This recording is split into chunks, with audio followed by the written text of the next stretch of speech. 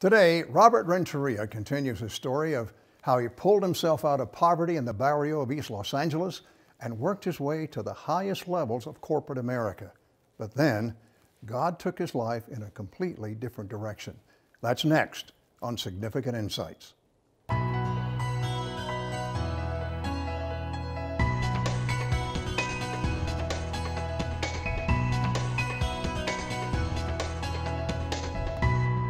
Hello and welcome to the program. Last week, we met Robert Renteria. He's a classic example of the American dream come true. Robert grew up in poverty in the Barrio of East Los Angeles, raised by a single mother. He got involved in drugs and gangs, and to escape that life, he joined the military, honorably serving for over 7 years. When he got out, he knew that the worst thing he could do was stay in LA, where his old friends and bad influences were. He moved far away to Chicago, and he got a job in sales in the coin-operated laundry business. He outsold everyone and wanted to move into management, but was told to stay where he was. Without a college degree, he simply wasn't management material. But Robert isn't the sort of man who was willing to take no for an answer. Thanks for being back with me. I appreciate it. Awesome, thank you. I found the other conversation we had so interesting, I wanted to do this again. Appreciate you. Yeah.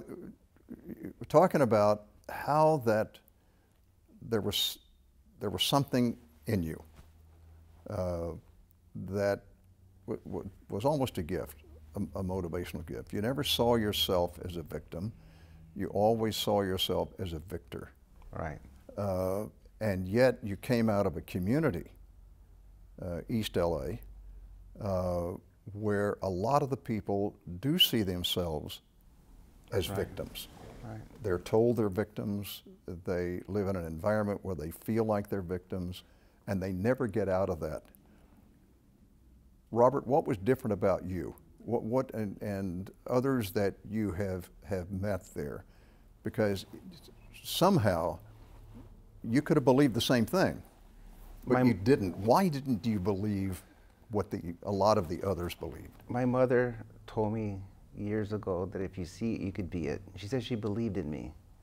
And I think knowing that my mother, but somebody believed in me, and my grandpa believed in me, that regardless of what anybody else said, it didn't matter. I was going to prove them wrong. I was on a mission to prove people wrong, that I was better than they said I was, even though they said I couldn't. So like I said before, I think that with me, I grew to have a heart of a champion. I wanted to win. How do you describe a heart of a champion? What is it that made you think you had the heart of a champion? I didn't like to lose, and quitting wasn't an option for me. And so I learned that what I went through in life, that the greater the struggle, the greater the victory. I wanted to make sure that whatever circumstances I was born into, I was going to use that to propel me forward. I was going to use it as my fire. And that's how it worked for me. I took negative, made it a positive. With the company that you were with, you grew in that company. Why didn't you stay with that company? Well, I was stifled. I asked if I could move up in management, and they told me I should be happy with what I had, and that I wasn't management material. So I wanted more. But you had proven to them over a 5-year period that you had some good things going. They had their own ideas. They had their own ideas. That you could do sales. So was it because they didn't think you were a manager, or what was it that caused them to? They told me I didn't have a formal education, and I didn't have the skill set to be in a boardroom with executives. So I needed to be more of a grunt out in the field, plowing the fields like the cows pulling the cart, or the horses. So I decided that's not what I wanted. At some point, you have to make a decision. At some point, successful people have to make a decision. Yes. To listen to what people are saying around them, which sometimes can be limiting and, as you said, stifling, and agree with that and settle in for what that means, or they can take a big risk and say, I still believe in myself. I believe that there's a lot more. It appears that's what happened to you, that you didn't accept the consensus. Well, I wanted more, and I felt like I deserved more. I had served our country honorably for over 7 years and proudly. And when I got out, I worked hard, and it wasn't enough for them. They thought that I should stay where I was, and I wanted more. I wanted to prove to myself that I could be more and I could do better. But at the same time, Robert, you had people, professionals, people in management, who said to you to go further. You don't have it. Right. You really don't have it, and so you have a good job. Stay where you are. Don't make waves. Just stay where you are. Keep doing what you're doing. You're going to make good money. You're going to be okay, but you don't have it to go that next step. So then you look at it and say, I think I do. But knowing that, and when you step out to do that, if they're right, you could fall flat on your face. Right? Absolutely right. But it's risk versus reward. Yeah. I was hungry. I believed in myself. I had a heart of a champion, and I wanted to be a champion. So I didn't want to sit on the bottom of the pole. I wanted to climb the ladder. So what happened? Well, this company picked me up in sales for first year. This was another company that you went to. When I left this company to the second company, I got recruited. Yeah. And I after the first year, I worked my way into management.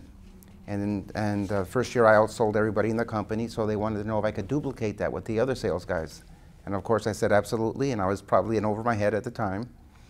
But the company went through an IPO, as I mentioned, and they went public. And they made me vice president of the company, nationwide and internationally, for their distribution of sales. So now you've got everything you want. I thought. I thought. So now you're in a position where, okay, you can be a manager, you can do this, and not only that, you're a vice president of a company. You've got the prestige. You've got a certain amount of money. So don't make waves. Just stay there. Keep this going, and you're going to have a very good career. Because if you go further, you could fall flat on your face. Right. So what'd you do? I resigned from the company, and I started my own business. It's still in the laundry business. It was a commercial laundry distribution company. And I felt that I could take the skill set that I had learned over these first 11 years and go out on my own. And they told me I couldn't do it. All the other companies were established, and I didn't have the money it would take to seed the company or grow it fast enough. But I started, and within 3 years, my company became the #1 distribution company in the United States of America. Wow. So I had my company for maybe 8 years, and I thought I had everything I wanted. And had a house on a pond, driving a nice car, flying first class. But not quite. But there was something missing. Robert had everything money could buy, but as you heard, something was still missing. Coming up, Robert tells how God intervened and turned his life upside down. And now he has a completely different mission in life. We'll be right back. I didn't know that God had another plan for me. So my life did a 180. So, I walked away from the corporate world, so to speak, in the business world, and I'm now working with youth all over the country.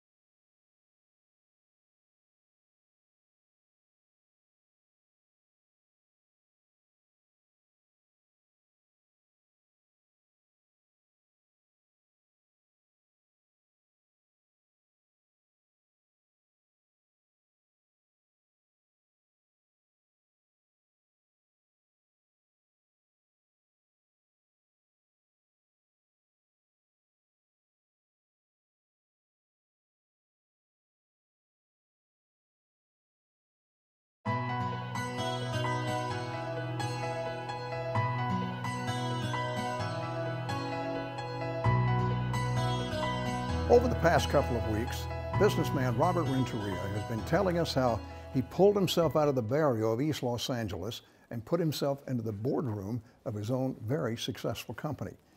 He penned his autobiography, From the Barrio to the Boardroom, never really expecting much to come from the book. But God had a different plan in mind. So I decided I wanted to write a book to help kids. My first book called From the Barrio to the Boardroom. And I thought it was just going to be bragging rights. I'm going to have a book and put it on the shelf. And I was wrong. I got a call from Arnie Duncan in 2008. He was still Secretary of Education here in Chicago.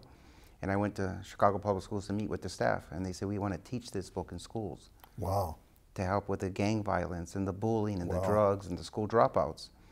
So a curriculum was created for the book, which I paid for, and I donated to schools across the country and around the world to teach social emotional learning in middle schools and high schools. So now what's happened, Robert, is you've gone from owning the business to now you are really trying to motivate kids in the same kind of environment, growing up in environments where there's not a lot of positive motivation for them, a lot of self-esteem issues Right.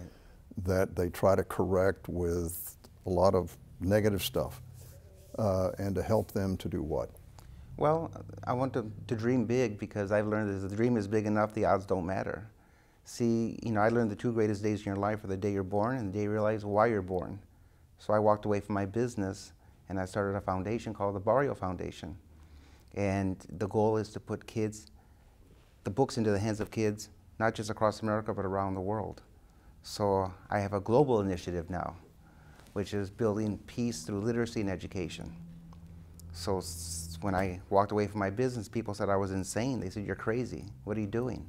Well, they said pretty much that every step. Every step of the way. I mean, you started with you don't have the skill set to be a manager, and then finally, hey, just you got a vice presidency, just be safe, and now you have a very successful business, one of the top laundry businesses at distribution in the United States. Right. And now you're seeing something else. I can understand why some people would say, hey, be happy. The greater the struggle, the greater the victory, I believe. And now that since I became an author and I go around the country speaking to kids, and we've written a bilingual book series and program, I actually work with a curriculum for ministries. So I've done some work with churches. International Ministries took books down to La Paz, Mexico, to help with this. So what are you saying? What's happening with it? What are you seeing? Lives changed, young people's lives, attitudes changed in real time. In real time. See, what I'm doing now is I'm serving a higher purpose. I'm doing God's work now. This is my ministry. Yeah. So this isn't about me. I just happen to tell the story through a book. And the book resonates, and it's culturally relevant, and it's captured the hearts, the minds, the imaginations of kids everywhere. Do you find it hard, Robert, to change the attitude of a kid, a young person, who that concept of himself or herself has been built into them through their environment? I think if they can see themselves in something and find that hope, they'll pivot and they'll move forward. The fact that I told my story on paper, I did my laundry in public, so to speak, literally, other kids realize that that's their story as well. Yeah. It's because they're living the life today that I lived back then. That's why I think the book is working. You have a lot of young people who are, in terms of just environment, self-esteem, a feeling of what they can and can't do, and so they live with that mindset that that I can't do it, that the world is against me, that whatever, I'm a victim. Have you found that it's difficult to get that mindset changed to where they really can become, in a sense, a Robert? I think it's a paradigm shift. A lot of these kids, for the lack of a better way to put it, need to be rehumanized, right? Because they get trapped in a culture of darkness. Yeah. And I think that, with what I'm giving these kids is the possibility of what could be, and that there's a difference. It's okay to ask for help, not because you're weak, because you have to remain strong. I tell them, I said, there's a difference between a hand out and a hand up. So what I'm offering a hand up, not a handout. And I'm going to let them be self-empowered, that they can do it. I tell the kids, you know, if you're the smartest person in your group, you need to get a new group. So surround yourself around people who are positive, who could elevate you, so our kids could spread their wings and fly like the angels God intended them to be. I believe that if we can believe in a God we can't see, that a kid who sees somebody who walked in that path before them, that there's hope for them. They can see that. You're a pragmatic guy. And out of 100 kids that you're trying to reach, what, 10, 15? As many as possible. As many as possible. What I learned from the military is you leave no man, woman, or child behind. So, you know, we're going to fight. Can you think of some stories where it has especially worked that are kind of highlights with some people that you have reached? Okay, I was at a pizza parlor last year, and this kid walks up to me, and he's a little gangbanger, had the tattoos, and he says, "You're Robert Renteria. I can't believe you're here." And I said, "I have to eat too. Who are you?" And he says, "My name is Nico." And I goes, "How do you know me?" He says, "I just got out of St. Charles Youth Prison." I said, "Okay, but how do you know me?" He says, "When I went there, they gave me a Bible and they gave me your book." Wow. And I said, "Really?" I said, "What did you learn from the book?" He goes, "I'm not in gangs anymore." He goes, "And I go to church." I said, "Really?" Wow. I said, "What do you do?" He goes, "I own a business." I said, "What?" And how old are you? He goes, 19. I goes, "What kind of business do you own?" And he looks at me and he says, "Me and my boy Angel," another little gang boy sitting on the table across the way at the pizza parlor, says, "We own a barber shop." I said, "Where's your barber shop?" He goes, "In my dad's garage." Oh, wow. So he goes to the bartender and he gets a piece of paper and he writes down his phone number and he gives it to me. He goes, "First haircut's on me." And then he says, "Can I take a picture with you?" I said, "Who's it for?" He goes, "It's for my mom." I said, "Okay." He goes, "She won't believe I met you." So Angel gets the phone to take a picture and he puts his arm around me and he starts to cry. Wow. Because he met the author of the book that changed his life. Wow. So that's one story that recently happened of a young man who was in St. Charles Youth Prison, is now on the right path. If you're interested in finding out more about the book or the school curriculum, just go to fromthebarrio.com. Final thoughts on earning God's love right after the break. Every commandment that you've given me, I've kept. I have been slaving for you the entirety of my life. And this brother, this son of yours, has squandered the family wealth, and you have not even given me a young goat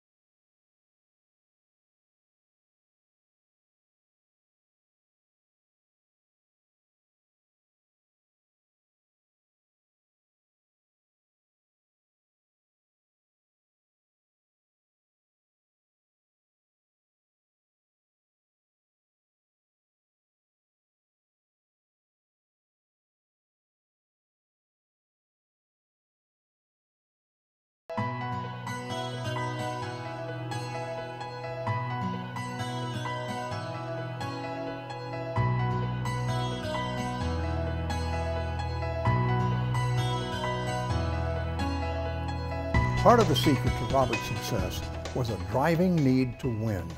Now, that meant that he had to work harder than anyone else, working evenings, weekends to make his dreams come true. In the business world, you really do have to be extraordinary and work very, very hard to make it to the top. As believers, we sometimes make the mistake of transferring those values to our relationship with God. The harder we work, the more acceptable we are in the eyes of God.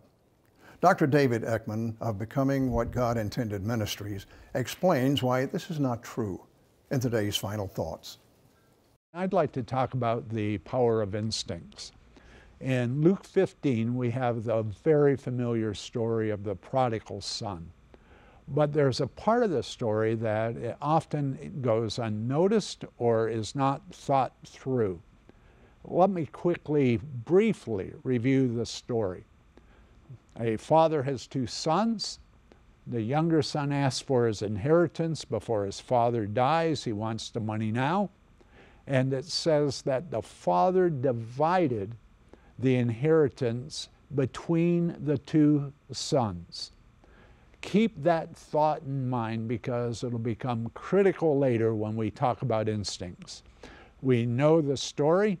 The young son sold off the property, went off to Las Vegas, blew the cash in a week or two, ended up dumpster diving, had to find a job with a pig farmer. The pig farmer wouldn't pay him. He decided to go back home, and he wanted a job as a hired servant in his father's home. The father treated him magnificently well, not according to what he deserved, but according to the kindness of the father's heart. New clothing, new sandals, a ring, and a party. Well, that's the story that we're very familiar with, but it's the end of the story that Christ designed to emphasize the power of instincts and how dangerous they are. As the party was going on, the older brother came in from the countryside. And when he came in, he became outraged at the way the father was treating the younger son, his younger brother, with respect, kindness, and magnificent generosity. The older son pouted on the outside of the party. The father came out to him, and then the older son responded brutally to his dad and said, "Every commandment that you've given me, I've kept. I have been slaving for you the entirety of my life. And this brother, this son of yours, has squandered the family wealth, and you have not even given me a young goat to party with my friends." Now the father responds and says, "You have always been with me, and everything I have is yours." Well, that's the striking thing. At the beginning of the story, the older brother got 2/3, because he was the older brother, of the family property. Secondly, at the end of the story, the father says, "Everything I have is yours." And also we have the generous example of the father with the younger son. What's going on here? Christ is emphasizing a performance-based mentality. And he says three things. A performance-based mentality is rules-based. A performance-based mentality is slave-based. And a performance-based mentality is poverty-based. Meaning this older son, even though he has everything, deep in his heart believes he has nothing, and everything he gets, he earns. But the critical center of this story tells us that the Father, who represents God the Father, gives everything we need to us, even without our asking. And that with Christ and with Him, we have every blessing we need. We do not work for anything. The real issue is, Do we freely accept God's love for us, or do we try to earn it? Do we try to earn God's blessing, or do we assume it's there and live that blessing out with joy and gratitude? A person can be trapped by performance-based instincts. And in the story of the prodigal son, and the important part of that story that deals with the older brother, you can see how Christ magnificently addresses the problem of performance-based instincts. And we as believers need to be sure that we're living out of the generosity of God and not living as impoverished slaves who are desperately trying to keep every rule. Never forget, we have a Father in heaven who has provided everything for us. Every blessing in the heavens is ours.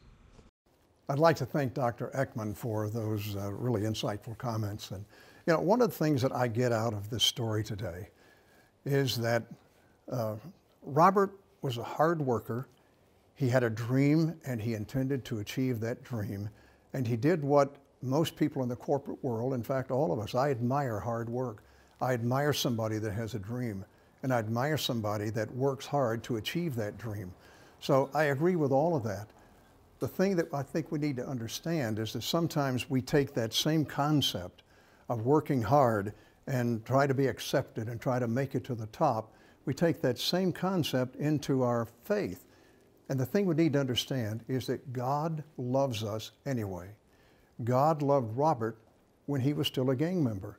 In fact, while it may be hard for you to understand, God loved Robert as much when he was a gang member as he did when he became a Christian, because God's love is consistent. The difference was, at that point, Robert took advantage of that love. He moved into God's love and became a beneficiary of God's love in a number of ways that he never would have dreamed possible. God took his life, he took his testimony, and began to use that to be a remarkable blessing to thousands and thousands of other people across the world. So the thing I want you to take from this, God loves you. He loves you just like you are. You don't have to try to perform. You don't have to try to achieve things for him to love you. He loves you. God bless.